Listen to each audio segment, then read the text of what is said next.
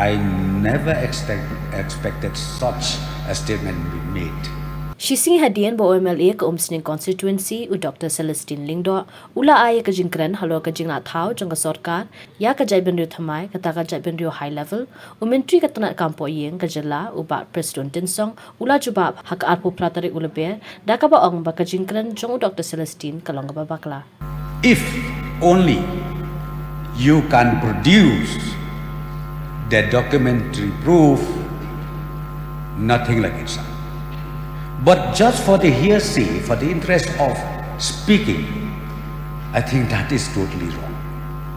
So we don't accept, government does not at all accept this kind of statement made by the honorable member that we need to create one more tribes in Meghalaya. Hak aponyo tarik ulabe UMLA ka umsning constituency ula ong ba ka jela Meghalaya ka saki ka jingmi jong ka Jaitbynriew ba Thymmai na kilaitli ki Jaitbynriew blada lupa ka taka khasi garo ba jantia ya ka bakila ai ka teng ka Jaitbynriew high level ka kintian ka ba long sriem ka jingsha ka no halo ka jingti ba khai do yong be an hapo ka jela. Mr. Deputy Speaker, sir, Meghalaya is inhabited by 3 major tribes, the Khasi, Garos and the Jaintias. But a new tribe has been allowed to prosper.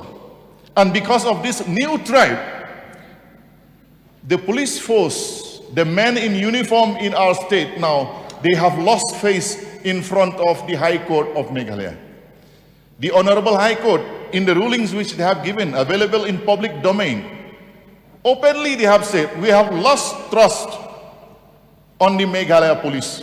What is the name of the new tribe of Meghalaya? It is the high-level tribe.